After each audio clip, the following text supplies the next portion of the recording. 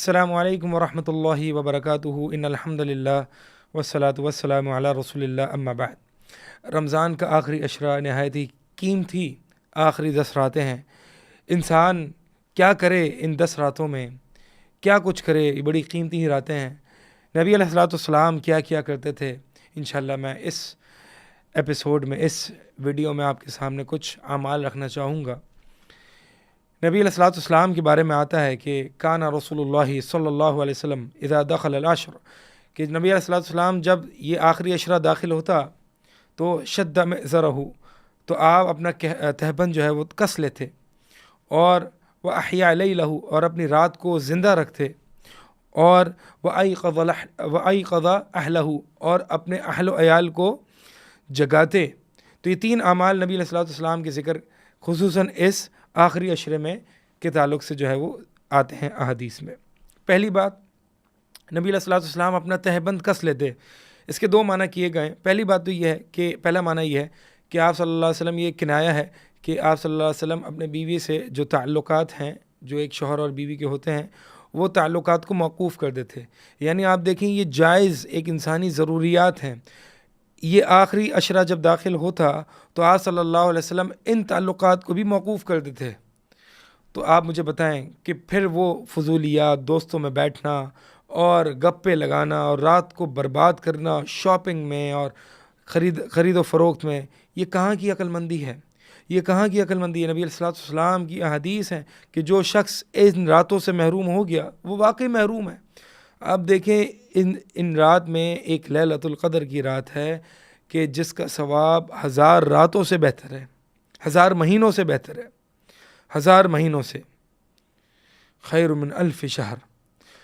اور یعنی یہ اس رات کو مس کرنا اور اس رات کو ایک اہمیت نہ دینا اور شاپنگ میں گزار دینا، یہ وہی شخص کر سکتا ہے جس کو آخرت پر اتنی رغبت نہیں ہے، اتنا موٹیویٹڈ نہیں ہے جنت کے حصول کے لیے اور جہنم سے بچنے کے لیے۔ وہ آخرت کو ویلیو نہیں دے رہا، کیونکہ ایک شخص کو اتنی بڑی آفر اور سیل ہے، وہ کیسے اس پوری رات کو ضائع کر سکتا ہے؟ تو یہ جو پوری رات ہے نا، اس کو ضائع نہیں، ایک ایک لمحہ قیمتی ہے۔ اس رات کا آغاز مغرب سے ہو جاتا ہے اور اس کا اختتام جو ہے وہ فجر پہ ہوتا ہے۔ تو یہ جو ہم بہت سے لوگ سمجھتے ہیں کہ ہم یہ اس رات کی عبادت جو ہے وہ ہم تراویح کی نماز کے بعد سے شروع کریں گے، نہیں، یہ جو مغرب اور عشاء کے درمیان جو وقفہ ہے، یہ بھی لیلۃ القدر کی رات ہے۔ تو انسان کو چاہیے مغرب کی سنت ادا کرے اور قرآن وغیرہ پڑھ لے درمیان میں، یا اگر ظاہر سی بات ہے پوری رات جاگنا ہے تو انسان انشاءاللہ سو جائے۔ یہ سونا بھی اس نیت کے ساتھ کہ میں نے پوری رات جاگنی ہے، تو انسان مغرب سے عشاء تھوڑی دیر آرام کر سکتا ہے کیونکہ پوری رات جاگنی ہے، ٹھیک ہے۔ تو یہ جو ہے، یا پھر اگر سویا ہوا ہے، ویسے عموماً صحیح بات تو یہ ہے کہ نبی علیہ الصلوۃ والسلام کے بارے میں جیسے کہ اگلا عمل آ رہا ہے کہ وہ احیا لیلہ، کہ آپ صلی اللہ علیہ وسلم اپنی رات کو زندہ رکھتے تھے، زندہ یعنی جگا کے رکھتے تھے، محنت کرتے تھے اپنی رات کو جاگنے۔ اب مجھے بتائیں کہ رات کو کون جاگ سکے گا؟ پوری رات جاگنا کوئی آسان نہیں ہے، اور پوری رات جاگ کے عبادت کرنا اور ایکٹیو رہنا یہ کوئی آسان نہیں ہے۔ یہ وہی شخص کر سکتا ہے جس کی صبح نیند ہوئی ہو، جو دوپہر میں سویا ہوا ہو، جو ایک طریقے سے اس نے دن کے ٹائم میں اس نے اپنی نیند پوری کی ہوئی ہو، تبھی تو وہ رات کو جاگے گا نا۔ اب ہمارے ذہن میں سوال آتا ہے کہ بھائی دن کو کیسے جاگیں؟ ہمیں تو کاروبار پہ جانا ہے، دکانوں میں جانا ہے، ہمیں تو جاب پہ جانا ہے، ہم نے تو پڑھانے جانا ہے وغیرہ وغیرہ۔ تو بھائی یہی تو مطلوب ہے کہ 10 دن ہیں، سیکریفائس کر لیں، قربانی دے دیں۔ جو جاب پہ ہیں وہ ان کو سال میں کچھ نہ کچھ لیوز ملتی ہیں، وہ اپنی ان لیوز کو یہاں پہ کچھ نہ کچھ یوٹیلائز کرے، بجائے اس کے کہ ایویں ہی جو ہے وہ اپنی لیوز کو یوٹیلائز کر رہا ہے۔ بہت سے ایسے لوگ ہیں، ہم جانتے ہیں کہ جو اپنی سال بھر کی لیو، جو کہ جابس کرتے ہیں، وہ سال بھر کی لیوز کو اس رمضان کے آخری عشرے میں یوٹیلائز کرتے ہیں، کیونکہ یہ پھر واپس نہیں آنا۔ یہ بہت قیمتی رات ہیں۔ اور جو بزنس یا کاروبار کرتے ہیں، بھائی وہ تو کاروبار کر رہے ہیں، اللہ سے خوف کریں۔ اگر تو اللہ تعالیٰ نے وسعت دی ہے کہ ان کو ایسا نہیں ہے کہ روز بنیادی یعنی روزمرہ کی بنیاد پر کمانے کی کوئی فکر ہے. یعنی کچھ تو ایسے مزدور ہوتے ہیں نا کہ جو یومیہ کماتے ہیں، ڈیلی کماتے ہیں، ڈیلی ویجز پر ہوتے ہیں اور اتنا کماتے ہیں جتنا وہ خرچ کر دیتے ہیں. تو اگر وہ ایک دن نہیں جائیں گے تو مسئلہ ہو جائے گا، ان کو کھانے پینے کا مسئلہ ہوگا اور اہل و عیال وغیرہ. تو یہ تو ڈیلی ویجز پہ جو کام کرنے والے ان کی مجبوری تو سمجھ میں آ رہی ہے. لیکن وہ لوگ جن کے کاروبار ہیں، ان کو اللہ تعالیٰ نے وسعت دی ہے، کچھ سیونگز ہیں ان کی، وہ اس دن کو جو ہے وہ کاروبار میں لگائیں اور پھر لیلۃ القدر اس آخری 10 راتوں کو جو ہے وہ سوتے رہیں اور یا پھر دوستوں میں بیٹھے رہیں. یہ کہیں کی انصاف نہیں، یہ عقل مندی نہیں ہے. تو انسان کو چاہیے کہ یوٹیلائز کرے، سیکریفائز کرے نا. یہاں اس 10 راتوں کو بھی اگر اللہ کے لیے سیکریفائز نہیں کر سکتا، قربانی نہیں دے سکتا، تو پھر وہ کون سی آخرت کے لیے جی رہا ہے؟ کہاں گئی آخرت کی ترجیحات، اور کہاں گئی جب دنیا اور آخرت کی کانفلکٹ آ گیا تو میں آخرت کو ترجیح دوں گا؟ کہاں گیا یہ سب کچھ؟ تو انسان کو چاہیے 10 دن ہیں، 10 راتیں ہیں، اللہ کے لیے گزار لے. اور خواتین ان دنوں میں کھانا بنانا اور اس پر جو ہے وہ توجہ کم کر لیں. یہ 10 راتیں ہیں، باہر سے منگوا لیں اگر وسعت اللہ تعالیٰ نے دی ہے، یا کم بنائیں یا جو بھی ہے. ان 10 راتوں کو جو ہے وہ ان چیزوں میں ضائع نہ کریں. ٹھیک ہے، تو قربانی دیں. یہ 10 راتیں عموماً لوگ سمجھتے ہیں کہ ان 10 راتوں میں سے جو ایک رات لیلۃ القدر کی رات ہے بس اسی کی فضیلت ہے، باقی جو 9 راتیں ہیں ان میں عبادت کی کوئی عام عبادت جیسی فضیلت ہے. یہ مسکنسیپشن ہے. آخری عشرے کی عبادت تمام کے تمام فضیلت ہے، اور ان میں سے ایک رات لیلۃ القدر کی رات ہے جو سب پر بھاری ہے، یعنی جو ہزار مہینوں کے برابر ہے. تو لیلۃ القدر کی رات کی فضیلت تو اپنی ہی ہے، لیکن باقی جو 9 راتیں ہیں نا آخری عشرے کی، اس میں بھی فضیلت ہے. نبی علیہ الصلوۃ والسلام اعتکاف کیا کرتے تھے ان آخری عشرے میں، اور آخری عشرے سب میں عبادت کیا کرتے تھے. اور اہل علم فرماتے ہیں کہ نبی علیہ الصلوۃ والسلام اعتکاف کرتے، آخری 10 راتوں میں عبادت کرتے جب نبی علیہ الصلوۃ والسلام کو پتہ تھا کہ لیلۃ القدر کی رات کون سی ہے. اب سوال یہ ہے کہ جب نبی علیہ الصلوۃ والسلام کو ایک اسپیسیفک نائٹ پتہ ہے کہ وہ لیلۃ القدر کی رات یہ ہے، وہ تو نبی علیہ الصلوۃ والسلام کو کچھ لوگوں کی بحث مباحثے سے نبی علیہ الصلوۃ والسلام کو یہ علم بھلا دیا گیا نا کہ وہ لیلۃ القدر کی وہ معین رات کون سی ہے. لیکن پہلے تو نبی علیہ الصلوۃ والسلام کو پتہ تھی. تو جب نبی علیہ الصلوۃ والسلام کو اس رات کے بارے میں پتہ تھا، اس کے باوجود نبی علیہ الصلوۃ والسلام پوری تمام 10 راتیں جو ہے وہ عبادت میں گزارتے. تو سوال یہ ہے کہ جب وہ ایک رات پتہ تھی تو باقی 9 راتیں نبی علیہ الصلوۃ والسلام کی عبادت کرتے تھے؟ وہ اسی وجہ سے کہ باقی راتوں کو بھی اپنی فضیلت ہے.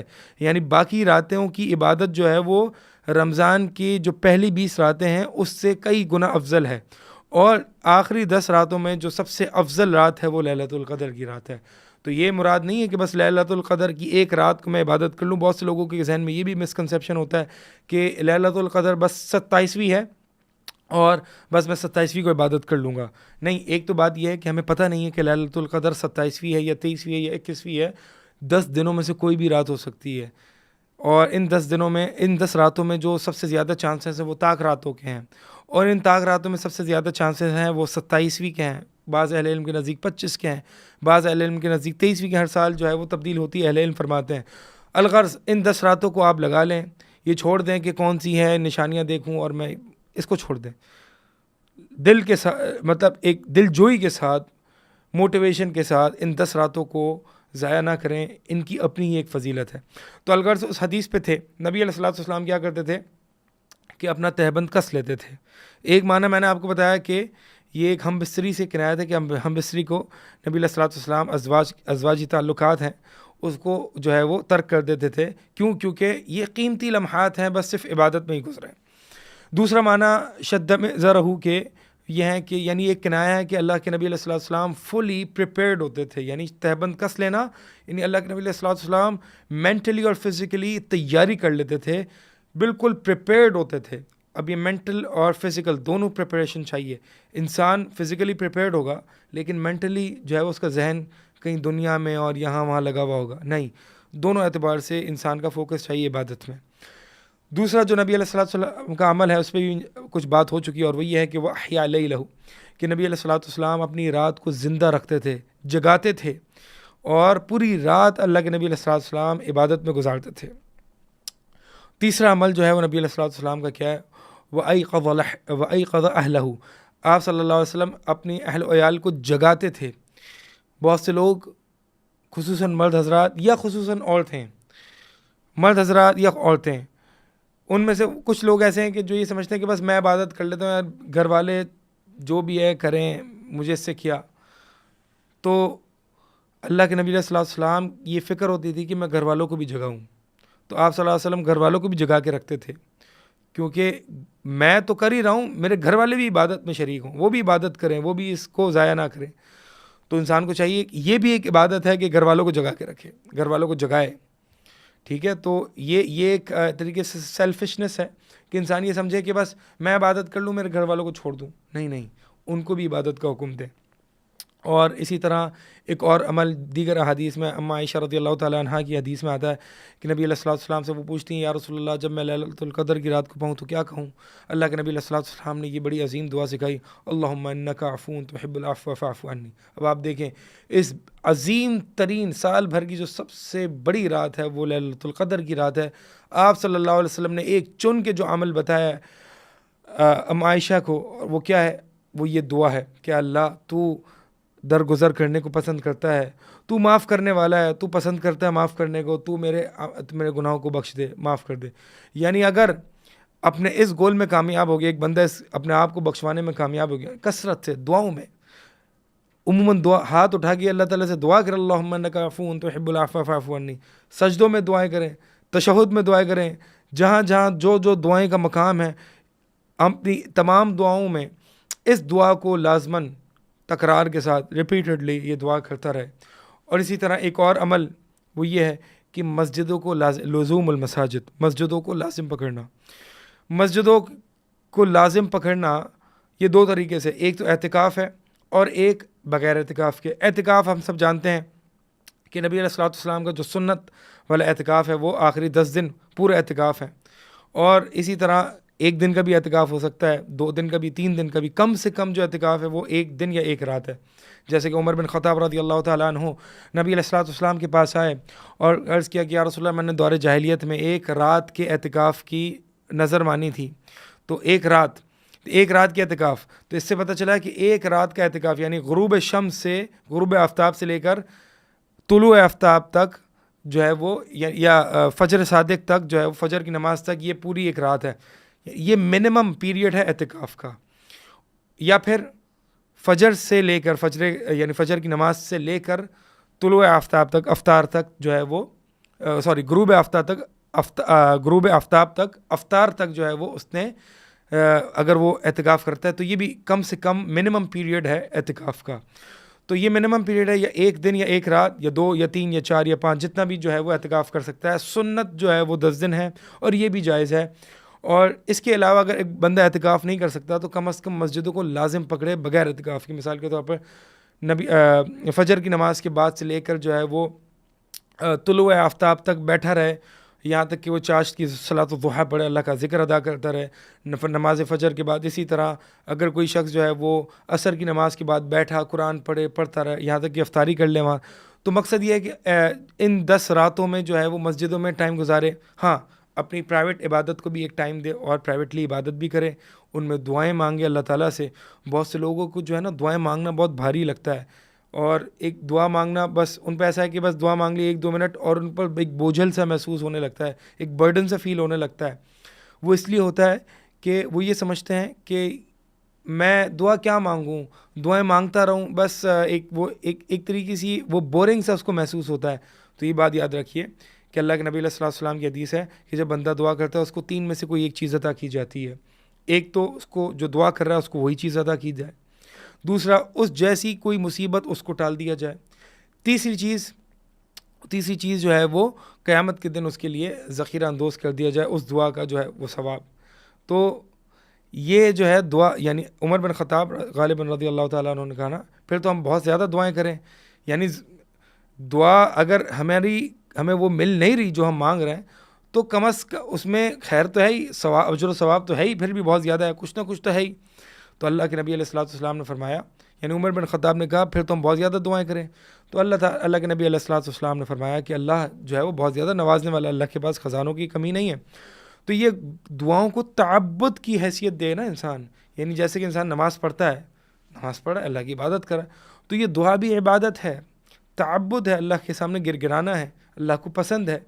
تو یہ نہ سوچے کہ پتہ نہیں میری دعا میں جو مانگ رہا ہوں ملے گی یا نہیں ملے، مطلب یہ ایک تو یہ عزم تو ہونا چاہیے جو میں مانگ رہا ہوں ملے گا، لیکن ساتھ ساتھ یہ ایک تعبد ہے، ایک الگ سے ایک انڈیویجول عبادت ہے ایک بندے کی۔ تو عبادت کو سمجھ کے کرے اور اس سے بور نہ ہو، اور یہ سمجھے کہ اللہ تعالیٰ کو پسند ہے۔ تو بہرحال یہ کچھ اعمال ہیں، اور یہ انشاءاللہ یہ اس پوری رمضان کی جو بھی ہم نے چھوٹی موٹی سیریز آپ کے سامنے پیش کی ہے، چھوٹی چھوٹی ایپیسوڈز پیش کی ہیں، اس کی انشاءاللہ یہ آخری ایپیسوڈ ہے، اور اس کے ساتھ میں آپ کو رخصت کروں گا کہ آخری عشرہ ہے، یہ آخری راتیں ہیں، اللہ تعالیٰ کو منا لیں، اللہ کے سامنے توبہ طائب ہو جائیں، اللہ کو منا لیں، اپنے ہاتھوں کو اس وقت تک اللہ کے آگے نیچے نہ رکھیں، دعائیں کرتے رہیں یہاں تک کہ آپ اللہ تعالیٰ سے یہ گرگرائیں، سوال کریں کہ اللہ مجھے جہنم کی آگ سے بچا لے، میری گردنوں کو جہنم سے بچا لے، میری گردنوں کو جہنم سے آزاد کر دے۔ یہ تکرار کے ساتھ اللہ تعالیٰ کو منا لیں، پتہ نہیں کہ اگلا رمضان ہمیں نصیب ہوگا یا نہیں ہوگا۔ یہ 10 راتیں ہیں نہایت بابرکت اور قیمتی راتیں، اس کو ضائع نہ کریں، اللہ کے سامنے گر گرائیں، توبہ طائب ہوں اور اللہ کو منا لیں۔ اللہ تعالیٰ کو منانے میں کوئی بہت زیادہ ٹائم نہیں چاہیے، اللہ تعالیٰ لمحے میں اپنے بندے سے راضی ہو جاتا ہے، بندے کو راضی کرنا آنا چاہیے۔ اور سب سے بہترین چیز جس سے اللہ تعالیٰ خوش ہوتا ہے، بہت خوش ہوتا ہے، اور وہ بندے کی توبہ ہے۔